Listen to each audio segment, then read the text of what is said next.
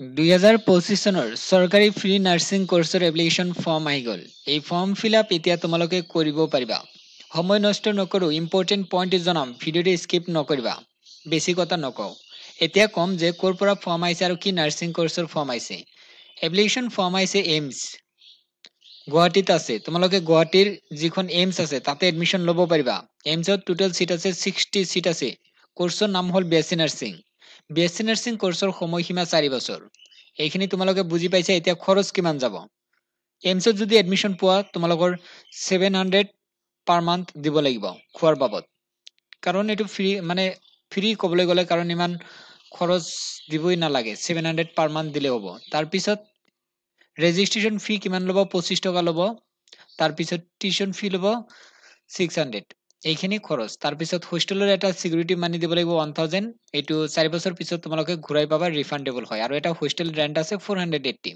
এইখিনি খৰচ, বাকী ইমান খৰচ নাই, এইবিলাক টেনচন কৰিব নালাগে। ইয়াত মানে খৰচে নাই ধৰিব গ'লে। এইখিনি খৰচ। তাৰপিছত মই জনাম যে এই কোৰ্চৰ ফৰ্ম ফিল আপ কৰিবলৈ কি পাছ হ'ব লাগিব, বাকী প্ৰচেছ মই জনাম। চ' তোমালোকৰ যিটো এন্ট্ৰেন্স পৰীক্ষা হ'ব গুৱাহাটীত হ'ব। আৰু এন্ট্ৰেন্স পৰীক্ষাৰ কিতাপ প্ৰস্তুত কৰা হৈছে AIIMS BSc nursing entrance exam. ইয়াতে 3100 প্লাছ প্ৰশ্ন উত্তৰ আছে, ফিজিক্স, কেমিষ্ট্ৰি, বায়লজি আৰু জেনেৰেল নলেজ। এইখিনি হ'ল চিলেবাছ তোমালোকৰ। জেনেৰেল নলেজ অৰ্থাৎ জিকেৰ পৰা 10 নম্বৰ আহিব। তাৰপিছত ফিজিক্স, কেমিষ্ট্ৰি, বায়লজি ইয়াৰ পৰা আহিব 90 মাৰ্কৰ। ফিজিক্সৰ 30 নম্বৰ আহিব, কেমিষ্ট্ৰি 30 আৰু বায়লজি 30। টোটেল 90 হ'ল আৰু জেনেৰেল নলেজৰ আহিব 10। অৰ্থাৎ টোটেল মিলি হ'ল 100 মাৰ্কৰ পৰীক্ষা হ'ব। পৰীক্ষা তোমালোকৰ অনলাইন হ'ব। অনলাইন মানে কম্পিউটাৰত পৰীক্ষা দিব লাগিব। তো এই কিতাপখন যদি কিনা তেতিয়াহ'লে আমাৰ গ্ৰুপত জইন কৰি দিয়া হ'ব বা হোৱাটছআপ চেনেলত জইন কৰি দিম। তেতিয়া তোমালোকে অনলাইন প্ৰেক্টিচো কৰিব পাৰিবা। কাৰণ প্ৰেক্টিচ লাগিব অনলাইন, কাৰণ এইবিলাক অনলাইনতে হ'ব পৰীক্ষা।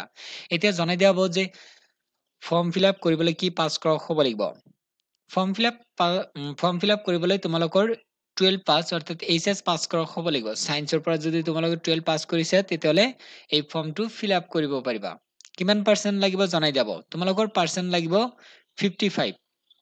জেনেৰেল যদিও কেণ্ডিডেট হয় তেতিয়াহ'লে বা OBC হোৱা তেতিয়াহ'লে 55% লাগিব। ক'ত লাগিব? ফিজিক্স, কেমিষ্ট্ৰি, বায়লজি আৰু ইংলিছ। এই 4খন ছাবজেক্ট মিলি যদি 55% আছে, 4খন ছাবজেক্টৰ নম্বৰ তোমালোকে হিচাপ কৰি ল'বা কিমান পাইছা টোটেল।